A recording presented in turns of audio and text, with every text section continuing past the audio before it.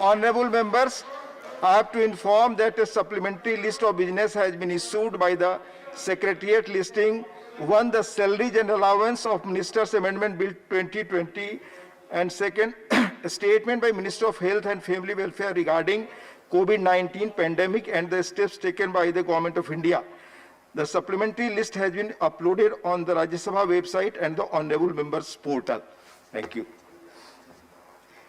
Shri Harshvardhan Singh Dungarpur. Shri JVL Narasimha, sorry. JVL Narasimha first. His name has been given first. Shri JVL Narasimha Rao. Shri JVL Narasimha Rao. Sir, I am in the Lok Sabha gallery. From Lok Sabha gallery? Yes. Right, please speak on this. Sir, Lok Sabha chamber.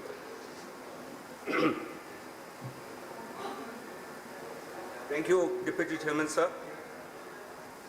Under the leadership of Honorable Prime Minister Narendra Modi ji, in the last 6 years, the civil aviation sector has undergone a transformational positive change. Let me explain how. In just a period of 5 years, the total air passenger traffic has more than doubled. It has increased by 118%, registering a double-digit growth for most of the years, rather every year. While if you compare this with the previous 5 years tenure, the increase was only 54%. So we have more than double the growth in terms of passenger traffic. I'm mentioning these facts because these are all important to the provisions of the present bill, because the government has ambitious plans for the expansion of the civil aviation sector, and this bill certainly has provisions to ensure that we have affordable, safe, and accessible aviation for the people of our country.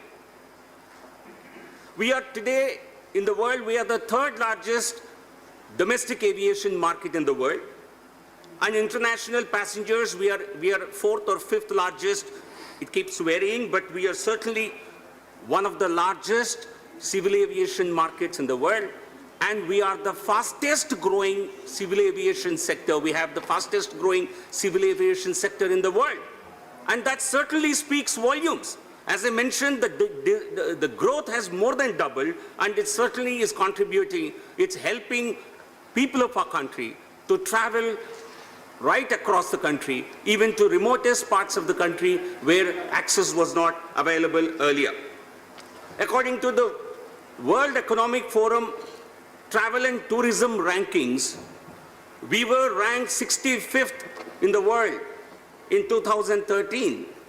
And in 2019, our rank has climbed to 34. From 65, we have improved to the rank of 34, and that was possible only because under the tenure of this government, under Honorable Prime Minister Modi ji's leadership, both travel and tourism sectors have shown a huge improvement and a promise. The objective of the Honorable Prime Minister is to make air travel affordable, safer, accessible, comfortable, pleasurable, and not just to only the privileged few of the country, but to make it accessible to every section of our society.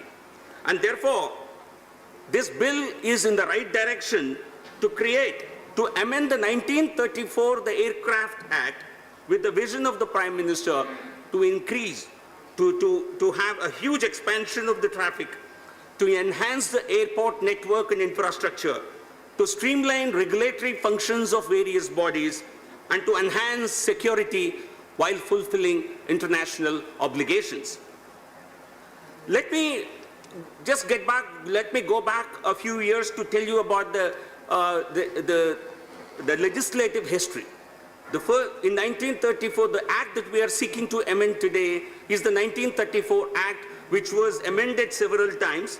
And the last time it was amended was in 2008, and prior to that in 2004. As I mentioned, this sector has seen a transformational change, and therefore there is a need to amend this act now.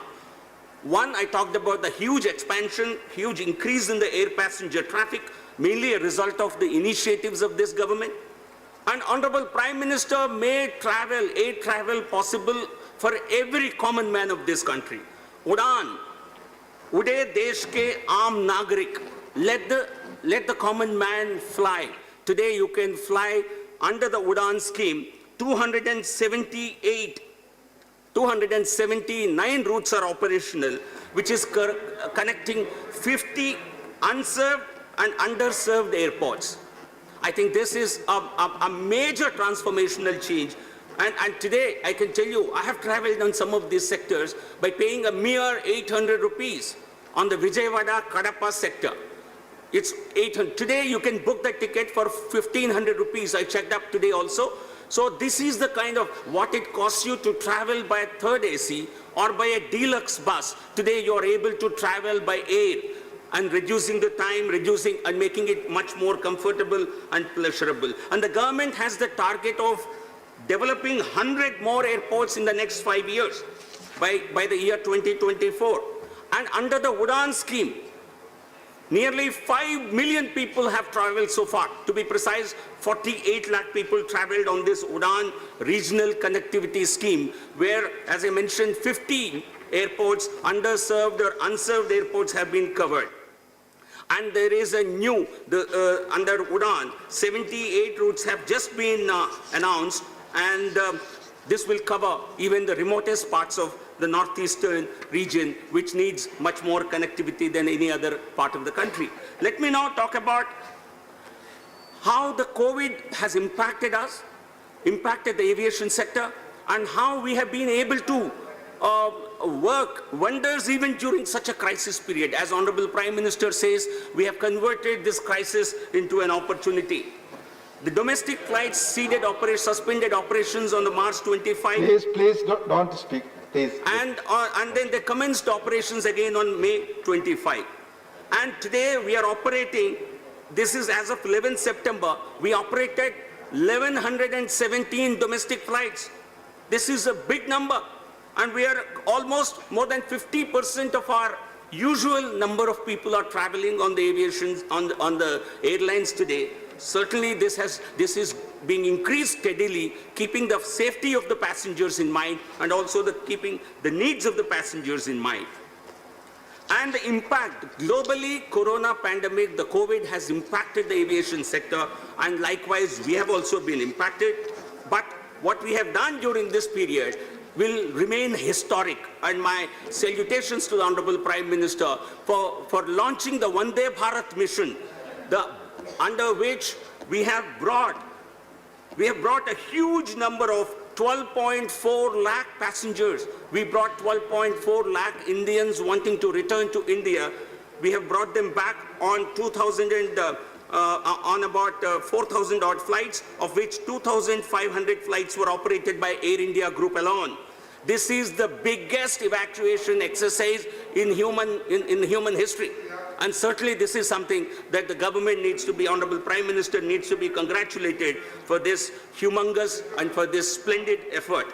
Air India itself operated flights to about 72 destinations in 53 countries of the world. We all are passing through very troubling times, difficult times, but what the government has done, what the civil aviation sector has done is something splendid. I'd like to compliment the Honorable Prime Minister, Honorable Civil Aviation Minister, Honorable Minister for External Affairs for making such a massive and a splendid effort possible. And we currently have arrangements with different countries of the world because the international regular commercial flights are not in operation. So we have signed what are called air bubbles.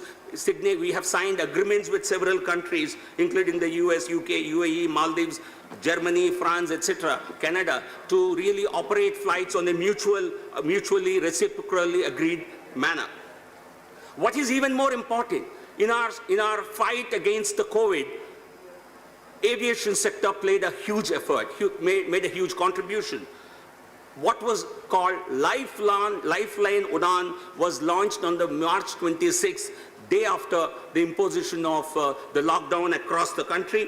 Under Lifeline Udan, 584 flights were operated, and by by Air India, Alliance Air, by private airlines till the 28th of May, from March 26th to 28th of May. And 317 of these 584 were operated by Air India Group, and they carried a huge quantum of supplies, approximately 935 tons of cargo, covering lifeline, covering taking medicines, taking the PPE kits, the N95 masks, even the testing kits were supplied to the entire country in a record period by using Lifeline Udan as a new scheme.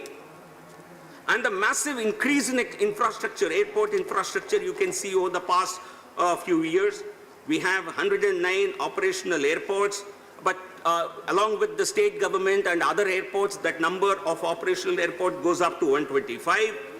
And we have the number of aircrafts that we currently have. Honorable Minister mentioned in his opening remarks, we currently have about 770, but that number could go up to 1,200.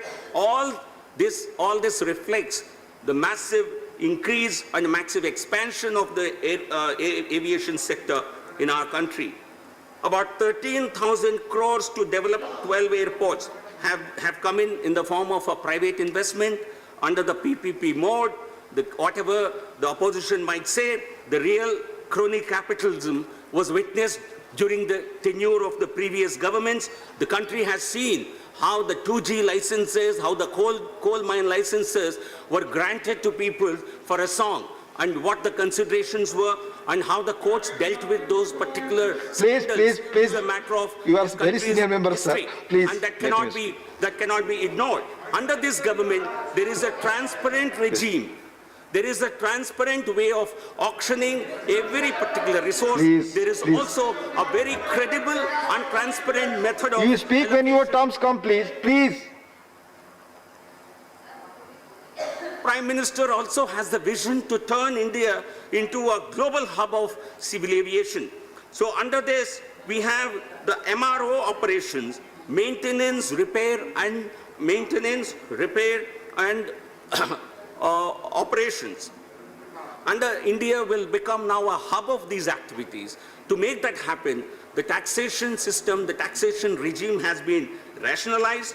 Under the new policy, major engine manufacturers of the world will be able to set up engine repair facilities in India. A lot of money which is going by way of foreign exchange, because a lot of our aircrafts go to countries, including places like Singapore, Malaysia, and elsewhere for their operations and maintenance. Today, India will become a global hub. We will not only save huge foreign exchange, at least 1,000, 2,000 crores, and we will also be creating a number of job opportunities for our industry, for our youth in this country. Mr. Rao, please conclude.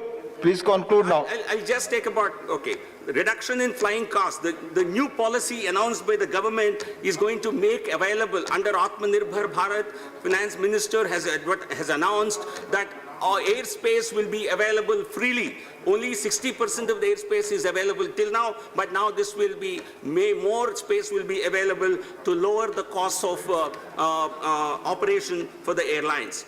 I think we are also preparing our aviation sector. We are also preparing our manpower for not only accessing this increasing civil aviation jobs. Mr. Rao, please conclude now. Please and in the conclude. country as well. So, sir, I would like to, I'd like to support this bill. This will make our expansion plans easier. This will help us realize the vision of the Honorable Prime Minister to ensure that India explores, India achieves the set target of making civil aviation, making air travel available to every individual in this country. With these remarks, I'd like to thank you for the opportunity, and I would like to support the bill and seek the support of the entire House for the bill. Thank you. Thank you, Mr. Rao. Thank you. Now under